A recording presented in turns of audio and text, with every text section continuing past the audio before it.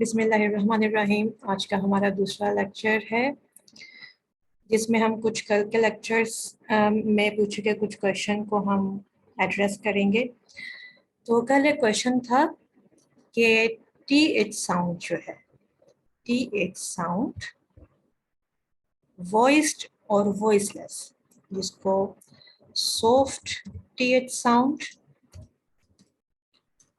और hard T H sound, ये दोनों यूज कहाँ पे करनी है, कैसे पता चलेगा कि हार्ड कहाँ पे यूज करना है और सॉफ्ट कहाँ पे यूज करना है। तो सॉफ्ट यूज करना है, soft way to use soft T H sound. तो ये यूज करना है कंटेंट वर्ड्स के साथ, यानी वो वर्ड्स जिनका कोई मीनिंग होता है। ठीक है, जैसे think, thought, sank। ठीक है, इनका कोई मीनिंग बन रहा है। ठीक है, ये मीनिंगफुल वर्ड्स हैं। हार्ड साउंड है, कहाँ पे यूज करनी है, जो कि फंक्शन वर्ड्स हैं, यानी जिनका कोई मीनिंग नहीं होता, यानी this, there and those, that। ठीक है, तो जो मीनिंगफुल वर्ड्स हैं उनके साथ सॉफ्ट है और मीनिंगलेस के साथ, मीनिंगफुल वर्ड्स के साथ आपकी सॉफ्ट टीएच साउंड जाएगी और मीनिंगलेस के साथ आपकी मीनिंगलेस वर्ड के साथ, जिनका कोई मीनिंग नहीं होता है बल्कि वो सिर्फ as a functional words use किए जाते हैं। ठीक है, तो समझ आ गई? जिन बच्चों का कोई क्वेश्चन था, is that clear?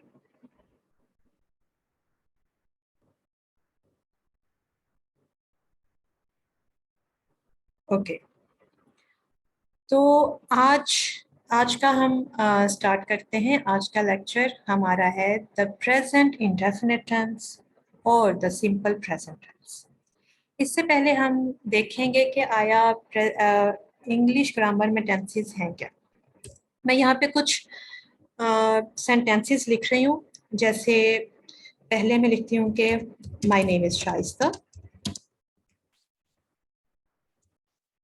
I am a teacher, I teach in a school। इसके साथ मैं लिखती हूँ I write a letter, I am writing a letter, and I have written a letter। अब ये जो सारे ये वाले जो सेंटेंसेस हैं, ये सेंटेंसेस आप अगर इनकी ट्रांसलेशन करोगे तो क्या कोई ट्रांसलेट मुझे करके बता सकता है कि इनकी ट्रांसलेशन कैसे होगी?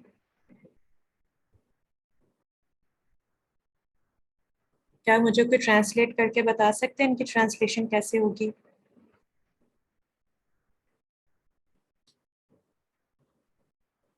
जी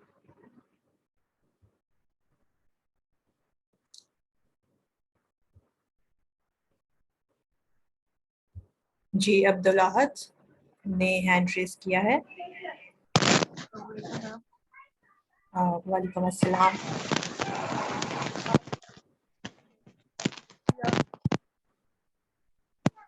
जी, I am writing a letter, मैं खत लिख रहा हूँ। आई हैव रिटन लेटर, मैंने खत लिख लिया है। Okay, and I write a letter, मैंने खत लिखा है। मैंने खत लिखा है। ठीक है, ठीक है, okay, thank you, thank you. जी बिल्कुल, अब्दुल अहद ने बिल्कुल ठीक बताया कि आई राइट अ लेटर, मैं खत लिखता हूँ, I am writing a letter, मैं खत लिख रहा हूँ, and I have written a letter, मैं खत लिख चुका हूँ। अब हम अगर हम इस पे गौर करें इसके ट्रांसलेशन पे, तो ये क्या सेंस में कर रहा है? आई राइट अ लेटर बता रहा है कि एक तो मैं काम कर रहा हूँ, मैं क्या काम कर रहा हूँ? मैं लेटर लिख रहा हूँ, ठीक है ना।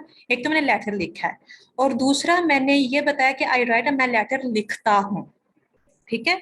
मैं लेटर लिखता हूँ, जैसे ये मेरा काम है। दूसरा वाला जब हम इस पे गौर करेंगे दूसरे वाले सेंटेंस की, तो I am writing a letter mean उसमें भी काम होने का बताया जा रहा है, क्योंकि मैं लेटर ही लिखने का काम है। I am writing a letter, लेकिन वो है कि आई एम, मैं खत लिख रहा हूँ, इस टाइम पे लिख रहा हूँ। यानी खत लिखने की स्टेटस क्या है, खत लिखने का स्टेटस क्या है? I am writing a letter, मैं खत लिख रहा हूँ, यानी इस वक्त लिख रहा हूँ। और I have written a letter, इससे हमें मतलब पता चल रहा है मैं खत लिख चुका हूँ, यानी मैं खत लिख के अपना वो काम मुकम्मल कर चुका हूँ। ये काम भी मुकम्मल हो चुका लेटर वाला, एंड रिटन, मैं लिख चुका हूँ, I have written a letter. तो इससे हमें क्या चीजें समझ में आ रही हैं? इससे हमें ये पता चल रहा है कि एक तो काम हो रहा है, और एक दूसरा उस काम का स्टेटस क्या है, वो हो चुका है, हो रहा है, या कि वो मैं करता हूँ। तो जो टेंसेस हैं, टेंसेस का असल में फंक्शन जो है वो यही है कि टेंसेस हमारा एक तीर में दो शिकार करते हैं। एक तो सिंपल ये वाले जो my name is Shaista, I am a teacher, ये वाले जो सेंटेंसेस हैं, ये तो सिंपल है, मेरा एक इंट्रोडक्शन है। इसके अंदर मैं ये नहीं बता रही कि मैं कोई काम कर रही हूँ, लेकिन जब मैंने ये बताना है कि मैं कोई काम कर रही हूँ और उसके साथ उस काम का स्टेटस क्या है, वो कितना हो चुका है, कितना रह गया है, तो उसके लिए इंग्लिश में एक तरीका रखा गया कि हमें ये भी पता चल जाए काम कौन सा हो रहा है, और ये भी पता चल जाए कि उसका स्टेटस क्या है काम का। आया वो कंप्लीट हो चुका है, आया वो अभी हो रहा है, कि आया उसका कुछ पता नहीं है कि हो चुका है या हो रहा है, बस ये है कि वो काम होता है। तो उसके लिए जो तरीका इंग्लिश में या बहुत सी लैंग्वेजेस में टेंसेस, यानी टेंस का मतलब है ज़माना, वैसे तो ज़माना है, लेकिन ये दो चीज़ों से डील करता है टेंसेस जो हैं, कि एक तो टाइम से, कि किस ज़माने में काम हो रहा है। जैसे ये जो है ये हमारे प्रेजेंट टेंस में काम हो रहे हैं। मैं खत लिखता हूँ, मैं खत लिख रहा हूँ, मैं खत लिख चुका हूँ। तो हूँ से हमें पता चल रहा है। और एम हैव, ये इंग्लिश की हम बाद में देखेंगे, लेकिन अभी उर्दू में हम देखते हैं कि हमें पता चल रहा है कि ये आज के टाइम में बात हो रही है। एक तो ये बात हो रही है आज के टाइम में, और दूसरा पता चल रहा है कि काम का स्टेटस क्या है, लेटर का स्टेटस क्या है। लेटर अभी लिखा जा रहा है कि लिखा जा चुका है, या कि कुछ पता नहीं है कि कितना लिखा जा चुका है या क्या है, बस ये है कि मैं लेटर लिखता हूँ, मैं खत लिखता हूँ। तो स्टेटस, ठीक है। ये दोनों चीजें एक तीर में दो शिकार हो जाते हैं जब हम टेंस के जरिए एक बात कहते हैं। टेंस का इस्तेमाल करते हुए जब हम एक बात कहते हैं, तो ये दो चीजें हमारी पूरी हो जाती हैं। दो मतलब हमारे दो मकासद हमारे पूरे हो जाते हैं। एक तो हम काम बता देते हैं, काम किस जमाने में हो रहा है, अभी जब मैं बात कर रही हूँ इसके साथ किस जमाने में किया जा रहा है, इस टाइम के लिए, यानी अभी जब मैं बात कर रही हूँ तो इस वक्त उस काम का स्टेटस क्या है। तो एक तो उसका वक्त पता चल जाता है, एक कि वो काम कितना हुआ है। तो ये टेंसेस हमारे इस चीज से हमें डील करते हैं। तो दूसरा, इसीलिए क्योंकि टाइम और स्टेटस के साथ डील करते हैं, तो इसीलिए एक तो टाइम टाइम को हम डिवाइड करें तो टाइम तीन तरह के टाइम है, तीन तरह के ज़माने हैं। उर्दू में भी इंग्लिश में भी हम बोलें, उर्दू में माजी, हाल, मुस्तकबिल, और इंग्लिश में भी यही तीन ज़माने हैं ना, यही तीन टाइम है। इसके अलावा तो कोई कोई तीसरा टाइम नहीं है ना। यही तीन टाइम जो हैं वो हमारे यहाँ पे चलते हैं दुनिया में। प्रेजेंट, पास्ट और फ्यूचर, है ना। तो ये टाइम हो गया। दूसरा स्टेटस, दूसरा टेंस जो है वो स्टेटस के साथ डील करते हैं, यानी उसकी सिचुएशन, अभी उस काम की सिचुएशन क्या है, वो कितना हो गया है कितना नहीं हुआ है। तो उस सिचुएशन को, स्टेटस को अगर हम डिवाइड करें तो वो 4 किस्म के होते हैं। वो उसकी हालतें, काम की हालतें जो हैं वो 4 किस्म की होती हैं। एक कंटिन्यूस हो जाता है, यानी काम अभी हो रहा है, ये हालत होती है। दूसरी उसके इंडेफिनेट होता है, इंडेफिनेट यानी उसका अभी कुछ पता नहीं है, वो अभी कोई क्लैरिटी नहीं है, अनक्लियर है कि वो काम कितना हो चुका है कितना नहीं है, वो बस एक गैर महदूद बस होता चला जाता है। तो इनडेफिनेट यानी डेफिनेट नहीं है, इनडेफिनेट डेफिनेट नहीं है।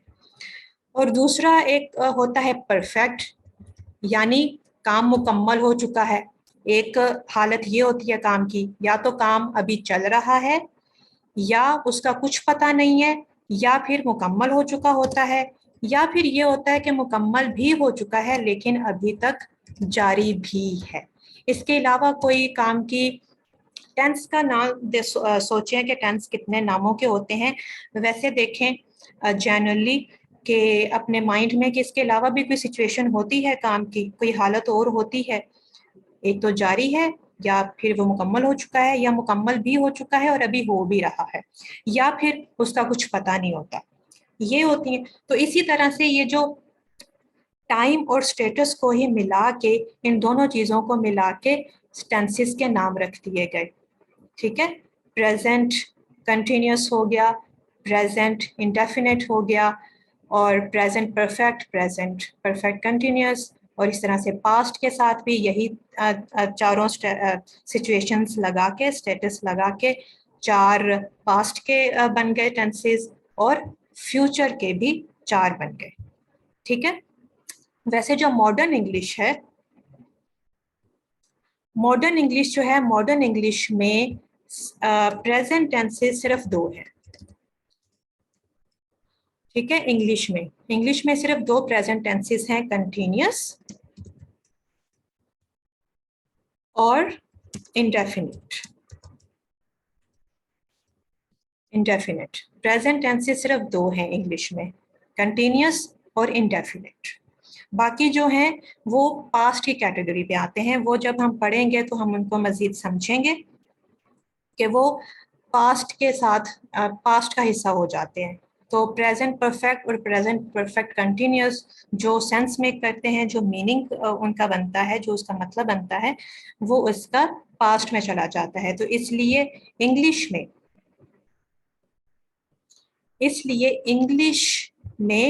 2 प्रेजेंट टेंसेस हैं, और यही हम 2 प्रेजेंट टेंसेस, आज हम उनमें से एक टेंस पढ़ेंगे, प्रेजेंट इंडेफिनिट। अंस मिर्जा, आप अभी आए हैं, आपको रिकॉर्डिंग मिल जाएगी, आप बेफिक्र रहें, और आप जहां से आपने ज्वाइन किया है यहीं से आप ध्यान से सुनना शुरू करें। तो अभी तक आपको क्लियर हो गया कि टेंसेस का जो कॉन्सेप्ट है, इसका बनाने का मतलब और इसका मकसद जो है वो क्या है।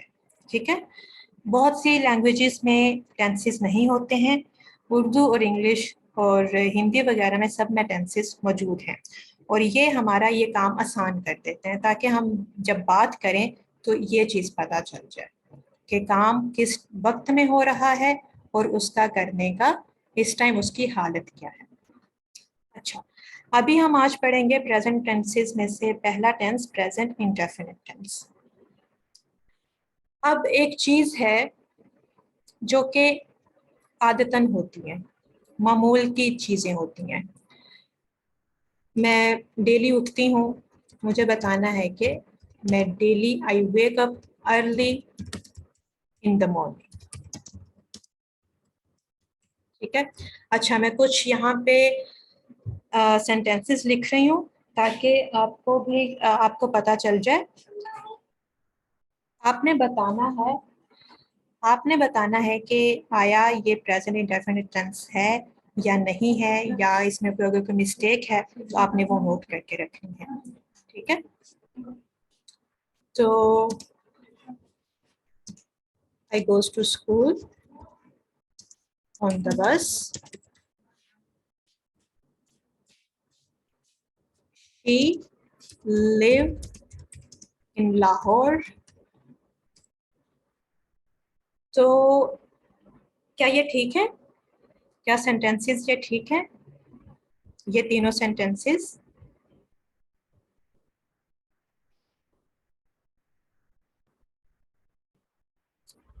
ओके, अभी आप ये नोट करके रखिए, ठीक है? तो अभी हम नेक्स्ट इसमें जाते हैं. So the present indefinite tense की डेफिनेशन अगर हम देखेंगे तो हो गया कि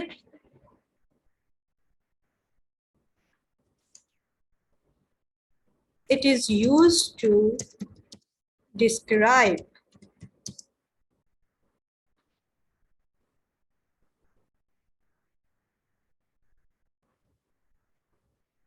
ओके. अनस मिर्जा, आप अभी आपने ज्वाइन किया है, आप लेक्चर आराम से सुनिए. अभी हमारा लेक्चर शुरू हुआ है, ठीक है?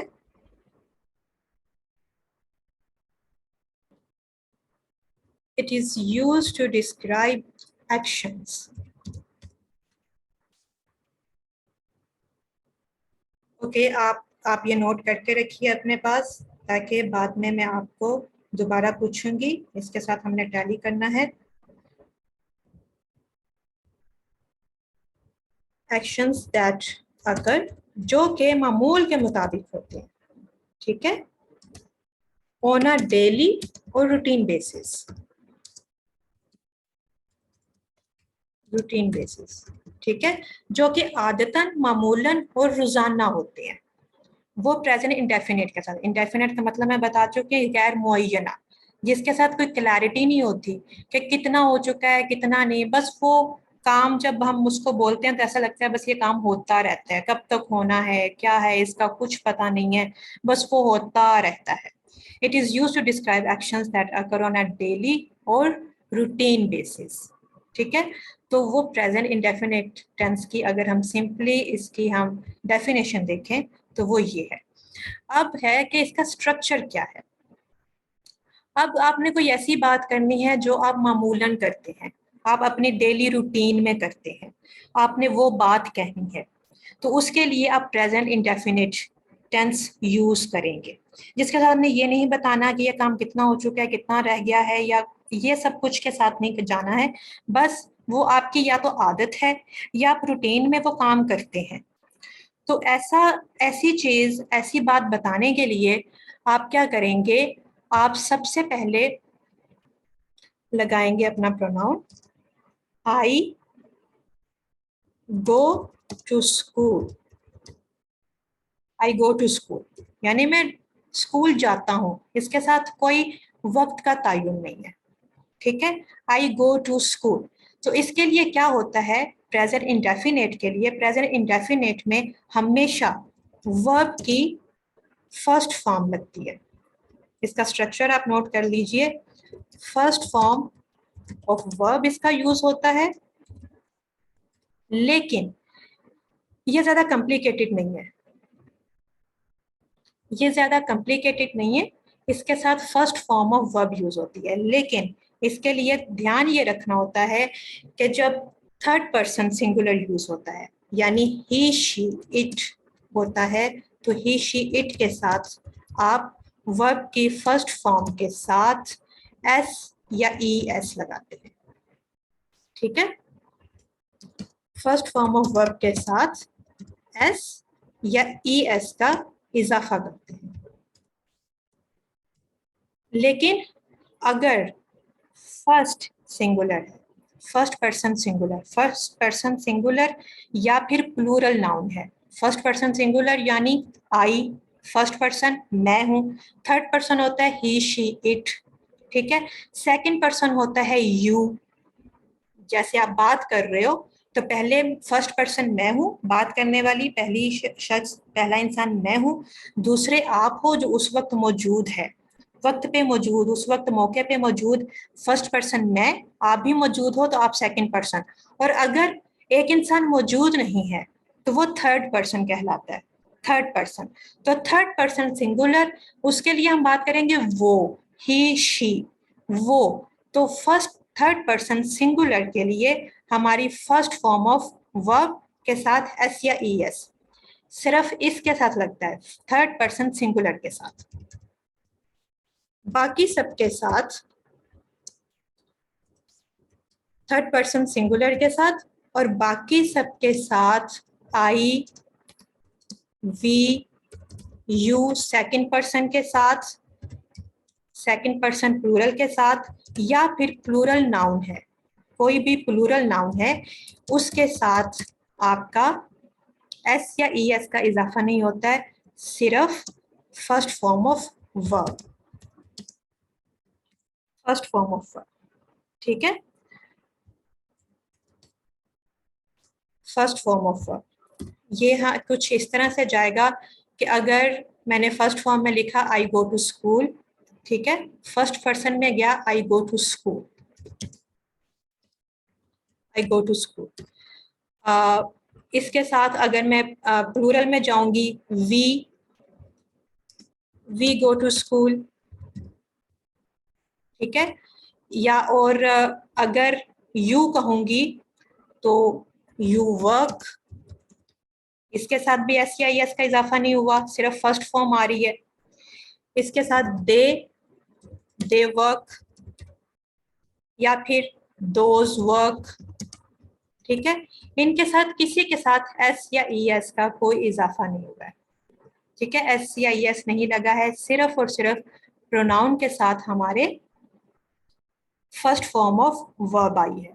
और अगर हम कहेंगे वो थर्ड पर्सन सिंगुलर, ही या शी का नाम लेंगे, ही लड़के के लिए ही और लड़की के लिए शी, तो ही के साथ लग जाएगा गोज और शी के साथ भी गोज, और या फिर इट वर्क्स, ठीक है, इनके साथ एस या ई एस का इजाफा होगा। तो ये हमारी, जहां पे भी आपने ऐसी बात का जिक्र करना है जो मामूलन, आदतन या फिर रूटीन में होती है, तो उसके लिए आपने ये स्ट्रक्चर, आपने इंग्लिश में वो बात कहनी है तो आपने ये जहन में स्ट्रक्चर रखना है कि पहले आप जिसके बारे में बात की जा रही है सब्जेक्ट रखना है, सब्जेक्ट होता है जिसके बारे में बात की जा रही है, काम करने वाला, ठीक है, काम करने वाला, जैसे I, we, you, they, those, he, she, it, ये हमारे सब्जेक्ट हैं,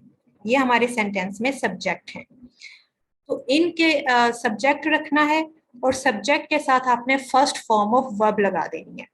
अब फर्स्ट फॉर्म ऑफ वर्ब लगाने का सिर्फ एक सिंपल रूल आपने याद रखना है कि he, she, it third person singular के साथ आपका एस या ई एस का इजाफा होगा, बाकी सबके साथ सिर्फ सिंपली वर्ब आएगा। तो ये आपका, और जहां जहां कहीं पे भी आपका ये स्ट्रक्चर आपको नजर आएगा उसका मतलब है कि वो प्रेजेंट इंडेफिनिट टेंस है। यहां तक आपका स्ट्रक्चर फॉर्म क्लियर हो गया?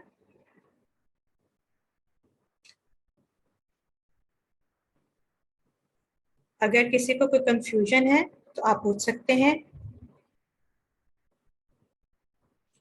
जी, और अब हम देखेंगे, अच्छा ये तो हमारे हो गए पॉजिटिव, ये तो हमारे हो गए पॉजिटिव।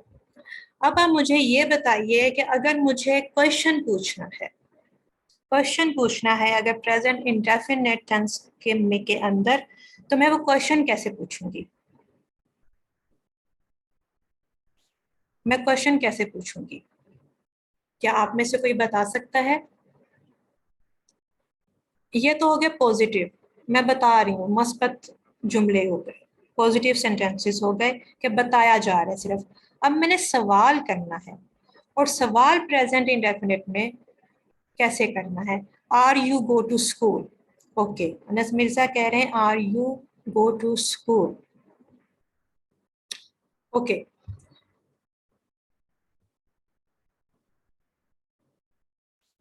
जाबिर कह रहे हैं कि what are you doing, okay. तो इंट्रोगेटिव या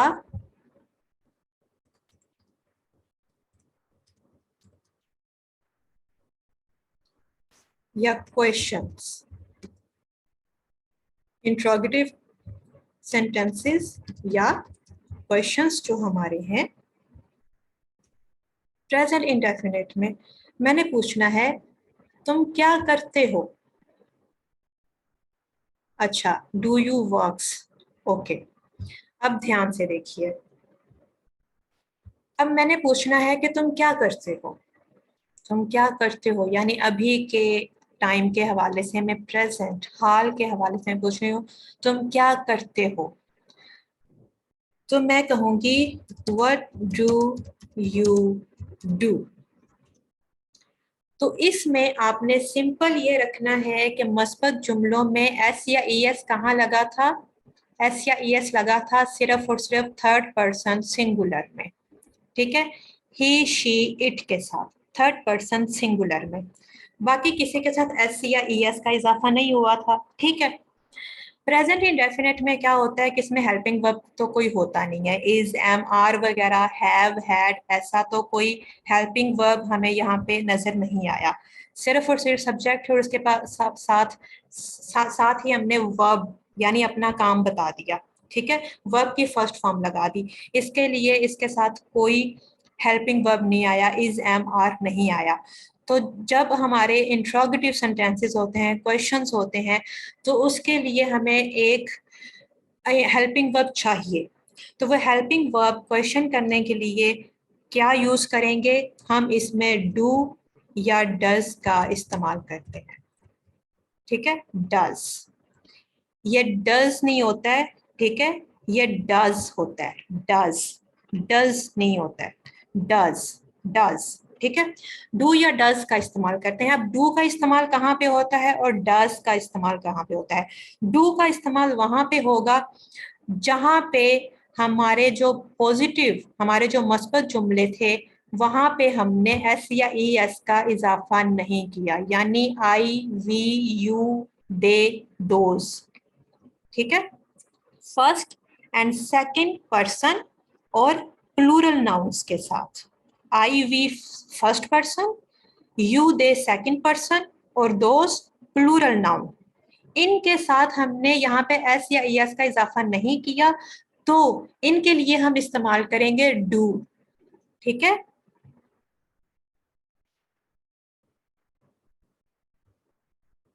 आई, we, you, they, those, these, इनके साथ आएगा डू। और third person singular he, she, it के साथ आएगा डज। और कहां पे आएगा, सेंटेंस के स्टार्ट में,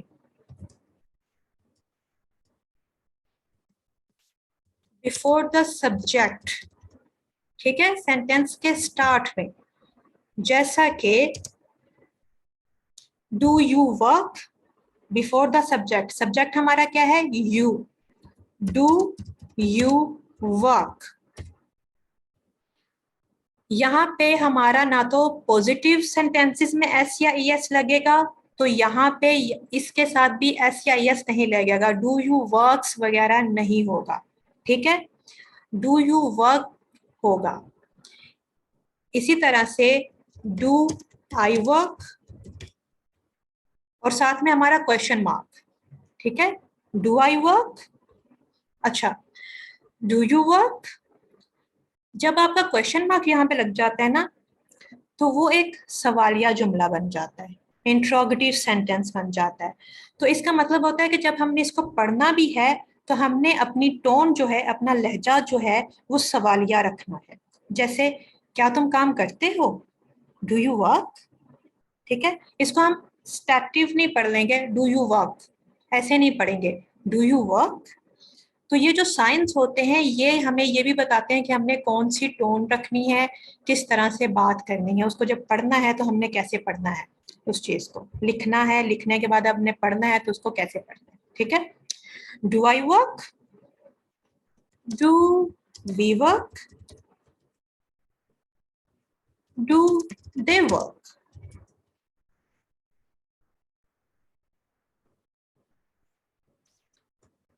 डू दोज वर्क, ठीक है। आई वी यू दे और दीज दोज प्लूरल नाउन के साथ हमारा डू आया और उसके बाद वर्ब की फर्स्ट फॉर्म, कोई इसके साथ एस या ई एस, इसके मस्बत जुमलों में भी इनके साथ एस या ई एस नहीं आया था। I works, we works, you works, you goes, ऐसा नहीं, एस या ई एस का इजाफा नहीं होना है। आई वी यू दे और प्लूरल नाउन के साथ, ठीक है। और जहां पे ही शी इट आएगा, ही शी इट में मस्बत जुमलों में एस या ई एस का इजाफा हुआ था, तो यहाँ पे क्या होगा कि वो जो एस या ई एस का इजाफा है ना, वो हमारा डू के साथ आ जाएगा, ई एस का इजाफा हमारा यहाँ पे आ जाएगा, और उसके बाद हमारा सब्जेक्ट लगेगा, और वर्ब की फर्स्ट फॉर्म के साथ ई एस का इजाफा नहीं होगा, बल्कि वो simple first form of verb होगी, क्योंकि उसका जो एस या ई एस है वो उठ के चला गया डू के साथ। तो सिर्फ एक दफा काफी है एस या ई एस का इजाफा, बार बार हम एस या ई एस नहीं लगाएंगे वर्ब के साथ अपने। ये भी वर्ब की फॉर्म है, ठीक है, ये हेल्पिंग वर्ब है, तो हमारे हेल्पिंग वर्ब के साथ ई एस चला गया। अब हमें यहाँ जरूरत नहीं है, मस्बत जुमले में था ना ही वर्क्स, लेकिन अब चूंकि हमारा ई एस डू के साथ चला गया, तो यहाँ पे हमारे जरूरत नहीं है वर्क के साथ अब एस या ई एस लगाने की जरूरत नहीं है। इसी तरह से डज शी वर्क, या फिर डज इट वर्क, ठीक है। ओके, हेल्पिंग वर्ब वो होता है जो कि मेन वर्ब, एक तो हमारा मेन वर्ब है जिसके साथ हम ये काम करते हैं, और हेल्पिंग वर्ब होता है जो उसके फंक्शन को, जो सब्जेक्ट को इनहेंस करता है, तो उसको हम हेल्पिंग वर्ब कह देते हैं, जो उसको बताता है मजीद हमें अपनी बात को क्लियर करने के लिए, उसका मतलब मजीद बताने के लिए is am are helping verb है, डू डज हेल्पिंग वर्ब है, हैव हैड, ये हमारे हेल्पिंग वर्ब होते हैं, ठीक है। Is am are have has had, ये हमारे हेल्पिंग वर्ब्स होते हैं।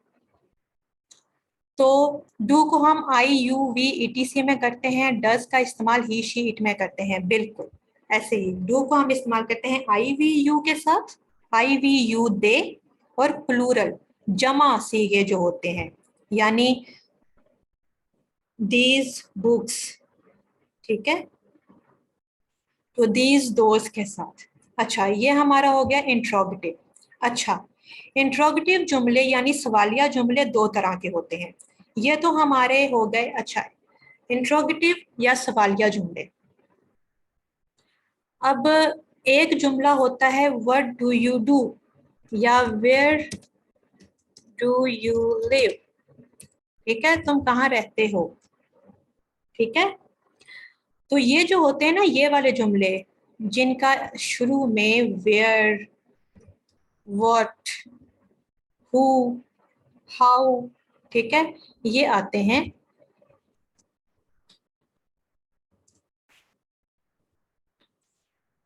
इनको हम इनको हम क्या कहते हैं, किसी को पता है? व्हाट डू यू डू, जिनके स्टार्ट में ये वाले तो सवालिया जुमले थे जो डू डस के साथ शुरू हुए, और एक है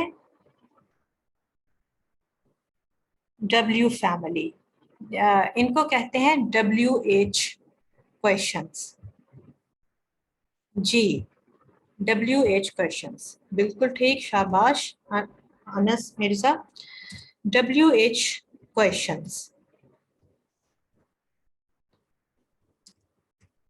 ये हैं डब्ल्यू एच क्वेश्चंस। अब इनमें इनका एक होते हैं डब्ल्यू एच क्वेश्चंस और एक होते हैं यस और नो क्वेश्चंस, ठीक है। अब इनका फर्क क्या होता है, अब इनमें फर्क क्या होता है, फर्क इनका आप समझ लीजिए। फर्क इनमें ये होता है कि डब्ल्यू एच क्वेश्चंस जो हैं उनका जवाब डिटेल में देना पड़ता है। जैसे अगर मैं कहूँ व्हाट इज योर नेम, तो इसके जवाब में आपको पूरा तफसीलन बताना पड़ेगा कि माई नेम इज अनस। ठीक है, कंप्लीट। लेकिन अगर मैं कहूं do you have a name, क्या तुम्हारा कोई नाम है, तो उसमें आपको लाजमी नहीं है कि आप पूरी बात तफसील से बताएं। आप सिंपली कह सकते हो यस या नो। सिंपली यस और नो में आप जवाब दे सकते हो। Do you have a name, yes. ठीक है, तो जो WH क्वेश्चंस हैं इनके साथ इनका एक तफसीलन जवाब रिक्वायर्ड होता है। What is a computer, where do you live. ठीक है, व्हाट इज अ कंप्यूटर कहा जाएगा तो हमें तफसीलन बताना पड़ेगा, कंप्यूटर की तफसील बतानी होगी कि कंप्यूटर क्या है, उसकी डेफिनेशन, वो क्या काम करता है, वगैरह वगैरह। लेकिन अगर वो कहा जाएगा इज इट अ कंप्यूटर, ठीक है, is it a computer, yes या नो। क्योंकि जब हम सिर्फ ये पूछ रहे हैं कि क्या यह कंप्यूटर है, तो यस या नो। तो ये हमारे WH क्वेश्चंस और यस और नो क्वेश्चंस होते हैं। क्लियर? तो जो WH क्वेश्चंस हैं उनका स्ट्रक्चर कैसे होगा? सबसे पहले आपका WH वर्ड आ जाएगा पहले, उसके बाद हमारा डू या डज लगेगा। व्हाट डज इट डू, ये क्या करता है। व्हाट डज इट डू, ठीक है। What does she do, what does she do. Where does he live, where does she live. ठीक है, ये हमारे हो गए थर्ड पर्सन के साथ, जिनके साथ हमारे डज लगता है। ठीक है, पहले WH वर्ड होएगा, फिर उसके बाद डू या डज होगा, और उसके बाद हमारा सब्जेक्ट होगा, और उसके बाद हमारा वर्ब होगा। ठीक है, और अगर हमारा ये फर्स्ट पर्सन या सिंगल सेकंड पर्सन है तो उसके लिए कैसे लिखेंगे? What do you do, what do you do. ठीक है, तो इसका अगर हम स्ट्रक्चर देखें तो कुछ इस तरह से बनेगा, WH वर्ड प्लस डू और does plus subject plus first form of verb. आप नोट्स बना रहे हैं ना अपने, एंड प्लस क्वेश्चन मार्क। ठीक हो गया। एंड यस और नो, यस और नो क्वेश्चन का स्ट्रक्चर है डू, डू या does plus subject plus first form of verb plus question mark. ये हमारे हो गए इंट्रोगेटिव, इंट्रोगेटिव के का स्ट्रक्चर हो गया। ठीक है, अब हमारा आता है नेगेटिव का। आप नोट्स बना के रखें, अगर नोट्स आपके मिस भी हो गए हों तो आपको बाद में आपको पता है YouTube channel learn to earn with GA, यहाँ पे हमारा फौरन क्लास के बाद लेक्चर अपलोड हो जाएगा। यहाँ से आप देख लेंगे लेक्चर, एक्सेस कर सकते हैं, और नोट्स उसके साथ टैली भी कर सकते हैं। और अगर फिर उसके साथ आपके कोई क्वेश्चंस होंगे तो वो आप इस Facebook group learn to earn from internet से आप अपने अपने क्वेश्चंस भी कर सकते हैं। ठीक है, तो लेकिन नोट्स चलती क्लास में, लाइव क्लास में जरूर बना के रखिए, इससे आपके माइंड में चीजें जाएंगी। अच्छा, ये हमारे इंट्रोगेटिव सेंटेंसेस हो गए। ठीक है, अब हमारा एक और फॉर्म होती है मनफी, नेगेटिव सेंटेंसेस, जिसमें हम काम की नफी करते हैं, मैं नहीं कर रहा, या ये ऐसा नहीं होता। ठीक है, जिसमें नो का वर्ड यूज होता है। ठीक है, नेगेटिव। तो नेगेटिव क्वेश्चन सेंटेंसेस जो होते हैं वो अगर हमने प्रेजेंट इंडेफिनिट टेंस यूज करते हुए करने हैं तो उसका क्या फॉर्म होगी, उसकी क्या स्ट्रक्चर होगा। उसका स्ट्रक्चर कुछ ऐसे होगा कि हमने डू या डज के साथ नोट लगा देना है, सिंपल। जैसे I do not work, I we you they plural noun के साथ डू आया तो सबके साथ डू नॉट लग जाएगा। We do not work, you do not work, they do not work, those do not work। ठीक है। और अगर थर्ड पर्सन सिंगुलर है या फिर सिंगल नाउन है तो he does not work। यहाँ पे आप ये नोट कीजिए, जहां पे एस या ई एस डू के साथ आ गया वहां पे वर्क के साथ, वर्ब की फर्स्ट फॉर्म के साथ एस या ई एस नहीं है। जहाँ पे डू नॉट आता है वहां पे तो वैसे भी जरूरत नहीं होती है।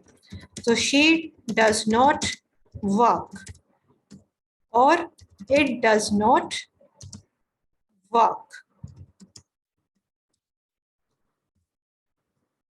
ठीक है। तो ये हमारे नेगेटिव क्वेश्चंस के हो गए। अब एक होते हैं नेगेटिव इंट्रोगेटिव। क्या तुम ये नहीं करती? नेगेटिव इंट्रोगेटिव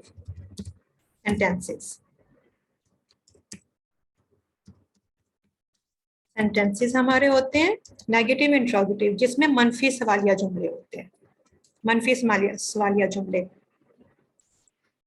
तो मनफी सवालिया जुमले का इसके साथ क्या स्ट्रक्चर होगा?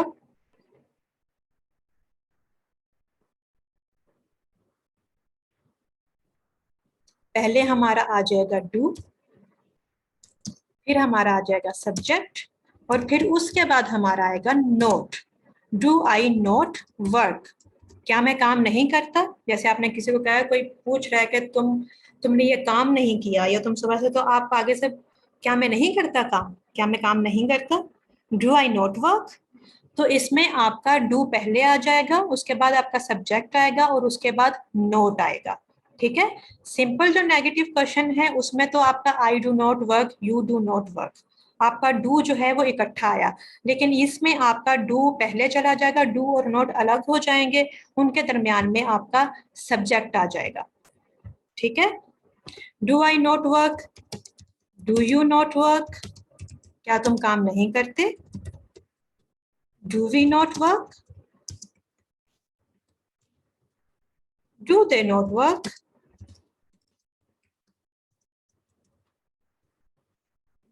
do these not work? और अगर हमारा ही शी आ जाएगा यहाँ पे तो डज हमारा पहले चला जाएगा, ही हमारा दरमियान में आ जाएगा और उसके बाद नोट आएगा और वर्क। ठीक है। First form of work, does she not work and does it not work. ठीक है। तो ये हमारा स्ट्रक्चर क्या बना? पहले हमारा डू या does plus subject plus not plus first form of verb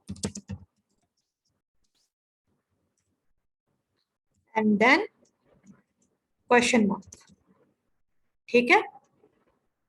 तो ये हमारे नेगेटिव इंट्रोगेटिव सेंटेंसेस का स्ट्रक्चर क्लियर है यहां तक? कोई कंफ्यूजन?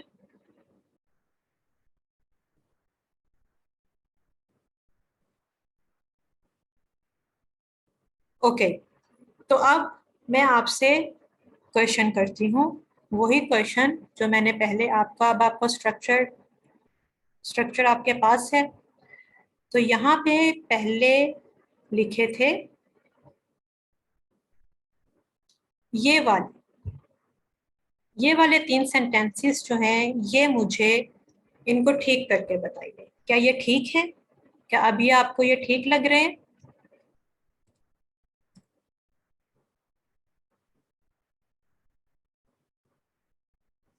अब आपको स्ट्रक्चर समझ में आ गया है, तो ये आप मुझे बताइए, क्या ये ठीक है? मैं पहला पूछूंगी, first one, is first one right? क्या पहला वाला ठीक है?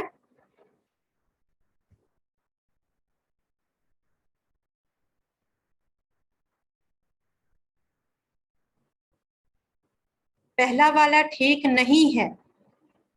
I wake up early. अच्छा, आप मुझे बताइए कि ये कैसे ठीक होगा, इसको ठीक करके बताइए मुझे।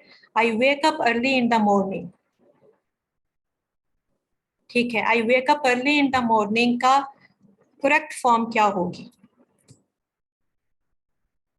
इसको करेक्ट कीजिए, जल्दी से इसको करेक्ट कीजिए। I wake up early in the morning. अच्छा, वोक, मोहम्मद शहबाज कह रहे हैं कि वोक आएगा। क्या फर्स्ट फॉर्म कौन सी है, वेक या वोक? प्रेजेंट इंडेफिनिट में कौन सी फॉर्म आती है? फर्स्ट फॉर्म, हमेशा फर्स्ट फॉर्म आती है। प्रेजेंट इंडेफिनिट में फर्स्ट फॉर्म आएगी जी। तो वेक फर्स्ट फॉर्म है या वोक फर्स्ट फॉर्म है?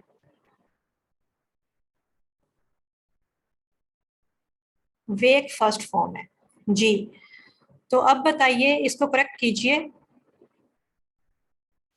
जी। I wake up early in the morning, Anas कह रहे हैं I wake up early in the morning, तो आप जैसे कह रहे हैं तो फिर ऐसे ही लिखा हुआ है कि इसमें कुछ करेक्शन चाहिए। I wake up early in the morning में फर्स्ट सेंटेंस में कुछ गलती है या ठीक है?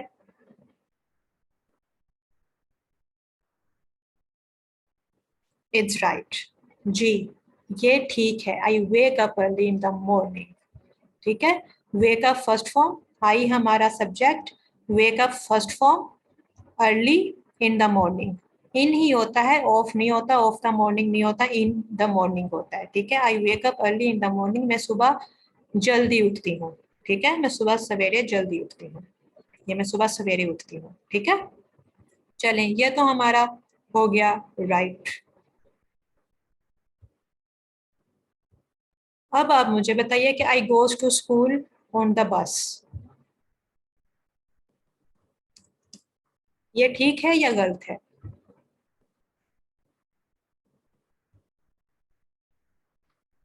आई गो टू स्कूल, बिल्कुल।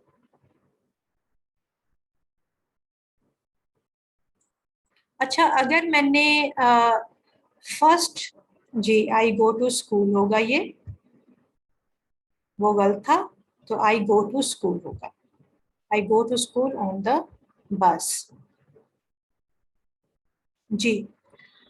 अच्छा, ये तो मैं बात कर रही हूँ अपने बारे में, I go to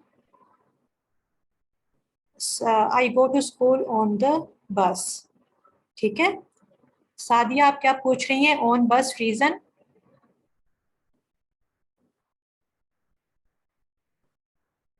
on bus reason, मैं समझी नहीं सादिया, आपका क्वेश्चन क्या है? ऑन बस रीजन, अच्छा, I go to school on the bus, ठीक है।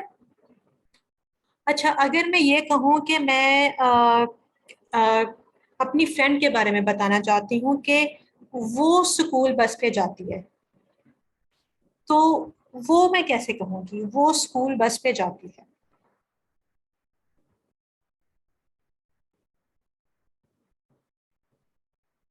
ऑन बस आएगा जी, शी गोज, बिल्कुल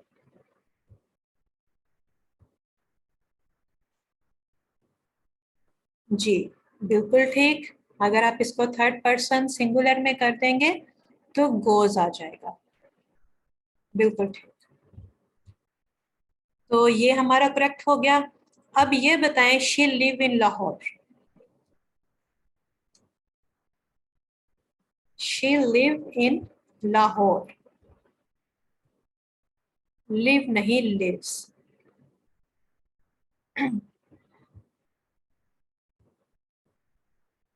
शी लिव्स इन लाहौर, बिल्कुल यहाँ पे हमारा लिव्स आएगा, शी लिव्स इन लाहौर,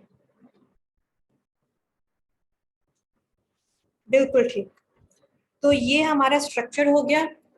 अब स्ट्रक्चर जो होता है, स्ट्रक्चर के एक इसकी शॉर्ट फॉर्म्स भी होती हैं, ठीक है जी, शी लिव्स इन लाहौर, बिल्कुल ठीक। अच्छा, अब एक होती है इसकी शॉर्ट फॉर्म्स, जैसे कि शॉर्ट फॉर्म्स ये हम जब, अच्छा जब हम फॉर्मली ऑफिशियली हम लिखते हैं तो हम शॉर्ट फॉर्म्स यूज नहीं करते, हम सीधा सीधा पूरा पूरा लफ्ज लिखते हैं। ऑफिशियल डॉक्यूमेंट्स में, एकेडमिक में हम पूरा पूरा, जैसे डज नॉट हम यही लिखेंगे, ठीक है, डू नॉट लिखेंगे, ठीक है। लेकिन जब हम बोलते हैं तो बोलते हैं हम जल्दी में हम लफ्ज बोलते हैं, तो बोलने में हम डज नॉट के बजाय या फिर इनफॉर्मल इनफॉर्मल बोलेंगे, या फिर इनफॉर्मल राइटिंग कर रहे हैं, जैसे हम फैमिली के साथ या फ्रेंड्स के साथ चिट चैट कर रहे हैं, तो वहां पे इसके शॉर्ट फॉर्म्स आ जाती हैं, शॉर्ट फॉर्म्स यूज करते हैं। जैसे डज नॉट नहीं हम बोलेंगे, हम बोलने में हम कर लेते हैं डजंट, तो वो डजंट हम कैसे लिखेंगे? डजंट लिखने के लिए हम DOESN और यहाँ पे अपॉस्ट्रोफी लगा देंगे और T यहाँ पे लगा देंगे, ठीक है, हम डजंट कर देंगे। और डोंट, डोंट हम कैसे लिखेंगे? DON apostrophe and T, don't, ठीक है जी, डजंट और डोंट। तो ये हमारे शॉर्ट क्वेश्चंस में भी आता है। Do you work? No I don't, yes I do, but no I don't. अगर आपने क्वेश्चन इसके जो सिंपल हैं, जो मस्बत इसके जुमले हैं, आई डू का तो कोई शॉर्ट फॉर्म नहीं बन सकती, लेकिन डज नॉट या डू नॉट की बन सकती है। तो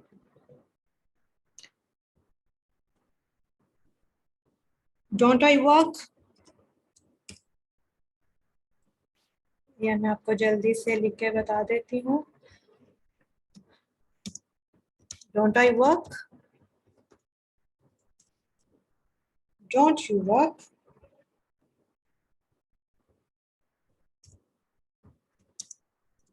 डोंट यू वर्क, या फिर इसका नेगेटिव बनाएंगे तो I don't work, I don't work, you don't work.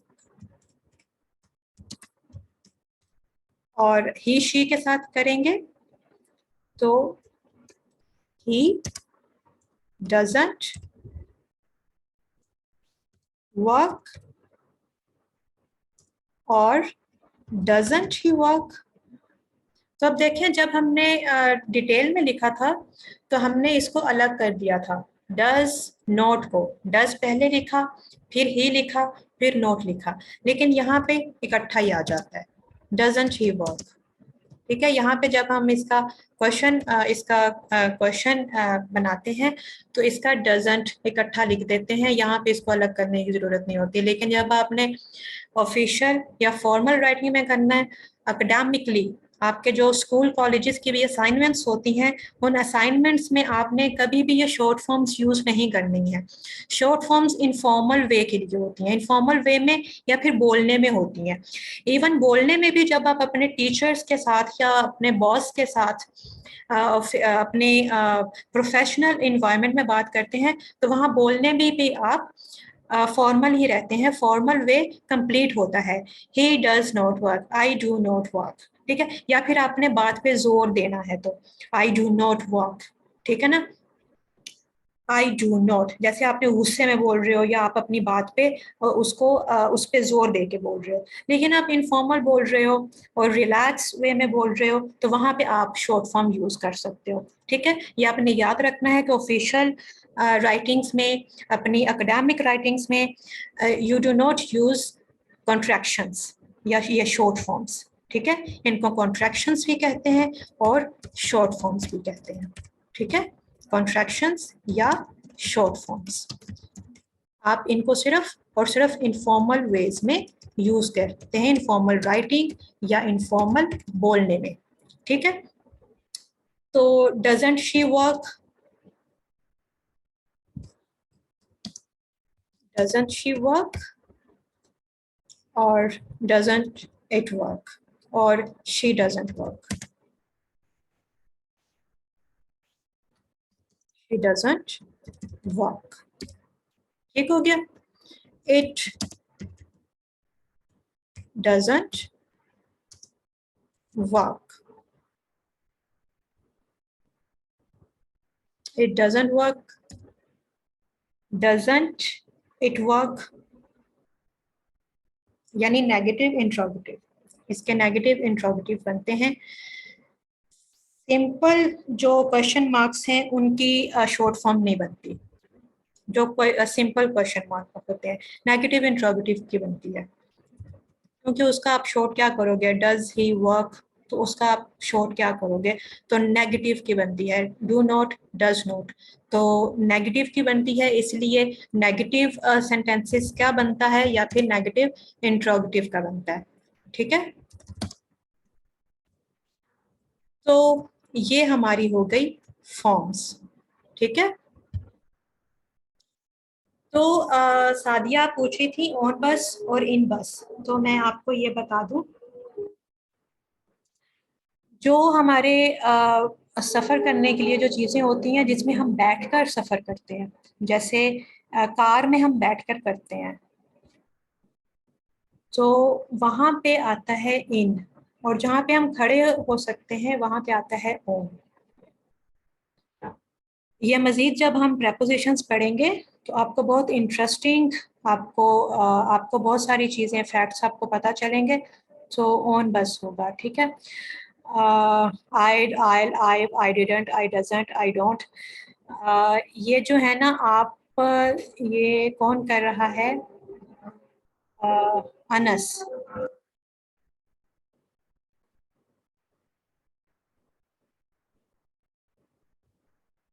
Bye बस भी आप कह सकते हैं कि वो बस से जाती है, ठीक है, बस के ऊपर जाती है या बस से जाती है, तो बाय बस भी आप कह सकते हैं, ठीक है, वो बस से जाती है। अनस, आप फिलहाल ना सिर्फ प्रेजेंट इंडेफिनिट तक रखें, ठीक है, आइल आइड के तक नहीं जाएं, क्योंकि यही मसला होता है कि जब आप प्रेजेंट इंडेफिनिट भी यूज़ कर रहे होंगे, आज आपने सिर्फ प्रैक्टिस करना है सिर्फ डज और डजंट को जहन में रखते हुए और उसका प्रेजेंट इंडेफिनिट को रखते हुए। इसी वजह से जब आप अपने माइंड में बहुत ज़्यादा इकट्ठा कर लेते हो चीज़ों को, तो फिर आप जब प्रैक्टिकली उसको इस्तेमाल करते हो तो उस वक्त क्या मिक्स कर देते हो, ठीक है। तो प्रेजेंट इंडेफिनिट को सिर्फ अभी याद रखो, और डजंट और डोंट और इस तक रखो, ठीक है। हाँ, वरना यही मसला होता है कि जब फिर प्रैक्टिकली यूज कर रहे होते हो तो फिर डजंट शी वर्क्स लिख रहे होते हो, तो ये चीजें, तो अभी तक ये जो सिर्फ इतनी चीजें बताई हैं सिर्फ इनको माइंड में रखो, ठीक है।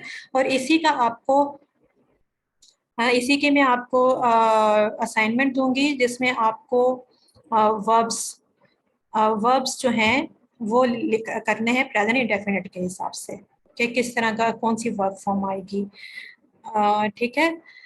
तो अभी हमारा 1 घंटा पूरा हो गया है, तो स्ट्रक्चर तक हमने किया है, व्हेन टू यूज़ भी था कि ये कहाँ कहाँ पे यूज़ होना है, लेकिन ये अब हम नेक्स्ट लेक्चर में अपने करेंगे, ताकि आपको ठीक तरीके से पता चल जाए व्हेन टू यूज़ को कहाँ कहाँ पे हमने हम प्रेजेंट इंडेफिनिट कहाँ कहाँ पे यूज़ होती है। तो यहाँ तक ठीक है, क्लियर है। कोई आपके क्वेश्चंस हैं तो आप कर सकते हैं, आप पूछ सकते हैं। और असाइनमेंट जो मैं आपको दूंगी, नोट्स के बारे में, नोट्स आप लिखें अपना साथ साथ, जो बातें, अब देखें मैं हर बात जो मैं बोल भी रही हूँ, मैं हर चीज़ यहाँ पे नोट नहीं कर रही हूँ, और मैं नोट इसीलिए नहीं कर रही हूँ कि जो काम की बात आपको हो कि ये मुझे याद रखनी है बात, वो आप नोट करें, ठीक है। जो मैं बोल कर लेक्चर दे रही हूँ और जो लिखा हुआ भी है उसमें भी आपको है ये पॉइंट मुझे लिखना है, तो वो आप नोट करें, अपने पास नोट करके रखें, ठीक है। और जो मैं असाइनमेंट दूंगी वो मुझे सबकी असाइनमेंट चाहिए, ठीक है। आज के तरह नहीं करना। आज मैंने बहुत देखा कि बहुत सारे कमेंट्स आ चुके होंगे, लेकिन जब मैंने ओपन किया तो सिर्फ 2 कमेंट्स, उसके बाद बाकी टाइम में और 3-4 भी आ गए, लेकिन सिर्फ उतने कमेंट्स थे। तो असाइनमेंट आपकी करनी है जो मैं आपको स्ट्रक्चर से रिलेटेड ही दूंगी। अब ये मैं आपको ट्रांसलेशन से रिलेटेड नहीं दूंगी, स्ट्रक्चर से रिलेटेड ही दूंगी, ताकि आपको क्लियर हो जाए कि प्रेजेंट इंडेफिनिट लिखना है तो कैसे लिखना है, ठीक है। तो उसको भी आप कर लें। और दूसरी चीज़ मैं आपके साथ एक शेयर कर रही हूँ, तो ये नेक्स्ट टाइम करूँगी। अभी आपने क्या करना है कि वो वाला जो कल वाली असाइनमेंट भी जो है, जिसमें मैंने 5 आपको वर्ड्स बोले हैं, वो जो वर्ड्स हैं जो बाकियों ने भी शेयर किए हैं और जो आपके माइंड में भी है, सबका आपने 1 या 2 सिनोनिम आपने लिखना है। और नहीं, अब ये नेक्स्ट मंडे क्लास होगी। आप कमेंट्स में भी उस कमेंट के रिप्लाई में उन वर्ड्स के सिनोनिम आप लिख सकते हैं, ठीक है। अपना अपने कंट्रीब्यूशन देना है। दूसरों के कमेंट में जो दूसरे लोग वर्ड बता रहे हैं, उन वर्ड्स के जवाब में आपने उनके रिप्लाई में उनके सिनोनिम्स बताने हैं। एक एक सिनोनिम चाहे बता दें, ठीक है। इस तरह से क्या है कि हम अपना एक वोकैबुलरी बैंक, हमारी वोकैबुलरी भी इंक्रीज होगी और हम अपना वोकैबुलरी बैंक अपना बना रहे होंगे साथ में, ठीक है। तो मैं जो आपको सेंटेंसेस भी दूंगी, जिसमें वो भी मैं सेंटेंसेस थोड़े से आपको ऐसे दूंगी जिसके जिसके अंदर आपको कुछ न्यू वर्ड्स भी सीखने को मिले। तो मैं अभी इसके बाद एक तो आपका लेक्चर यहाँ पे अपलोड हो जाएगा यूट्यूब चैनल पे, और उसके साथ आपकी असाइनमेंट यहाँ पे दे दी जाएगी, ठीक है। असाइनमेंट आपकी यहाँ पे फेसबुक ग्रुप में दी जाएगी, और रिकॉर्डिंग आपको यहाँ पे मिल जाएगी, ठीक है। कोई क्वेश्चन है तो आप पूछ सकते हैं। बहुत सारी चीज़ें जो हैं, बहुत सारी चीज़ें मैं आपको यहाँ पे लाइव शेयर करूँगी। कुछ जैसे एक वोकैबुलरी का वर्ड्स 1000 के मैंने आपके लिए एक फाइल ढूंढ के रखी है कि आपने वो डेली के 10 वर्ड्स, ताकि जब हम 3 महीने का ये कोर्स पूरा करें तो कम से कम आपको 900,000 वर्ड्स नए आपके प्रोसेस हो चुके हों आपके माइंड में, ठीक है। तो वो जो चीज़ें हैं वो मैं यहाँ लाइव शेयर करूँगी, वो फाइल्स। तो कोशिश आपने यही करनी है कि आप लाइव क्लासेस लें, ठीक है। चलें, ओके, अपना ख्याल रखिए, दुआ में याद रखिए और सीखते रहिए। अल्लाह हाफिज।